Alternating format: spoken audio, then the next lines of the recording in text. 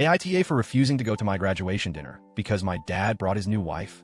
I, 18F, just graduated high school last weekend, and what should have been one of the happiest days of my life turned into a mess that I'm still trying to process. I need some outside perspective because my dad and part of his family are calling me selfish, and now I'm starting to wonder if they're right. So, here's what happened. This year has been a whirlwind for me. I pushed myself harder than ever to finish school with honors, applied to multiple universities, got accepted into my top choice, and even secured a small scholarship. I'm the first in my family to graduate high school with honors and go straight to university, and I was honestly proud of myself. It might not sound like a big deal to some people, but to me, it was huge. I didn't want a party, or gifts, or a big celebration. All I asked for was a quiet family dinner after the ceremony. Nothing extravagant, just my mom, my dad, and my younger brother, 16M. That's it. One peaceful evening where we could all sit at the same table, eat a meal, and celebrate this milestone together. Here's where it gets complicated. My parents are divorced, and not the amicably co-parenting kind. It was a really painful, messy split. My mom found out that my dad had been cheating. The details were fuzzy, but everyone kind of knew that his now wife, Kim, was already in the picture before the divorce was final. My mom never tried to poison us against him, but I remember nights where she cried in the kitchen when she thought we were asleep. The betrayal really broke her. That said, both of my parents have made efforts to keep it civil for my brother and me. They show up to school events without drama, smile for pictures, even sit near each other sometimes. It's awkward, sure, but manageable. So when I asked them to have dinner together after my graduation, it didn't feel like too much. The one thing I specifically asked for, pleaded for, really was that Kim not come. I wasn't trying to be petty. I wasn't asking to exclude her from my life forever. I just wanted one night where my mom didn't have to sit across from the woman she believes contributed to the end of her marriage. One night for her to hold her head up without gritting her teeth. When I spoke to my dad about it, he didn't seem thrilled, but he nodded and said he understood. That it was my night, and he wouldn't make it harder. I believed him. Graduation day itself was amazing. The ceremony was long and hot, as those things usually are, but I didn't care. I walked across that stage, heard my name called with honors, and saw my family standing and clapping. For a moment, everything felt right. We took photos outside afterward. My mom hugged me so tightly. My dad looked proud. My little brother kept pretending not to cry, which was kind of adorable. It felt like just for that day, everyone could be on the same team. Then came dinner. I had made a reservation at a nice restaurant. Not fancy, but cozy and special. Something we could all enjoy. I arrived a bit later than everyone else because I had stayed back to take a few pictures with friends. When I walked in and saw who was already seated at the table, my heart dropped.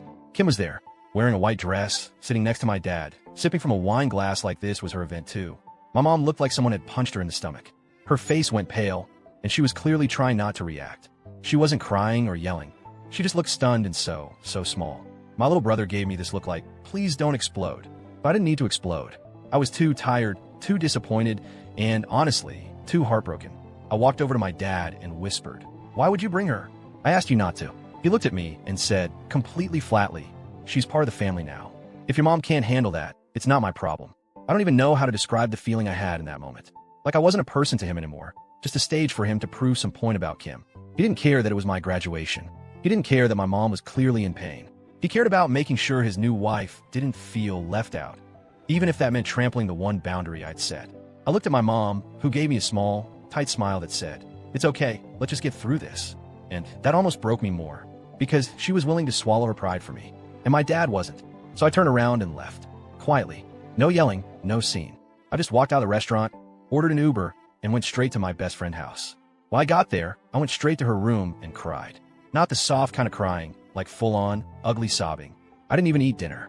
I just wanted to disappear. Later that night, I got a text from my dad.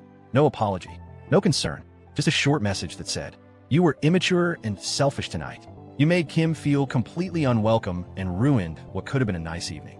Grow up." I stared at it for a long time. Then came another one from my aunt, his sister. "Sweetheart, I know things are tense, but it was just a dinner. You didn't have to overreact like that. Sometimes you just need to be the bigger person and let it go." Let go? Let go of what? My own graduation dinner? My one request? I didn't respond. I didn't trust myself to say anything that wouldn't burn every bridge in the process. My mom hasn't said much about the incident since. I think she feels guilty, like if she had just put on a better face, none of it would have happened. But she doesn't need to apologize. She respected my boundary. My dad didn't. It's been a few days now, and I still feel sick when I think about it. Not just because of what happened, but because of how quickly my dad turned it on me. Like I was the problem. Like I ruined the evening. But I didn't cause a scene. I didn't yell or cry or demand that Kim leave. I simply removed myself from a situation where I felt disrespected and ignored. I didn't want to celebrate anymore. I didn't want to sit there pretending that everything was fine when it wasn't. And I'm tired of always being the one who's expected to swallow my feelings for the sake of everyone else. For years, I've watched my mom do it. Smile through pain. Be polite when she shouldn't have to be. And now I'm supposed to do the same? On my night? I don't hate Kim. I don't even blame her fully for what happened. But I don't owe her a seat at every table, especially not at the one I specifically asked her not to be at. I'm not trying to keep her out of my life forever. I just wanted one dinner, one evening, 2 hours. I'm heartbroken that my dad chose this hill to die on. Now, my dad won't talk to me. My aunt keeps texting me to apologize to Kim. My brother says he gets why I left, but he wishes I just stuck it out for a couple hours. And I'm left wondering, did I overreact? Should I have just smiled, eaten dinner, and dealt with it? Or was it okay for me to draw that boundary and walk away when it was violated? I really don't know anymore. So, AITA?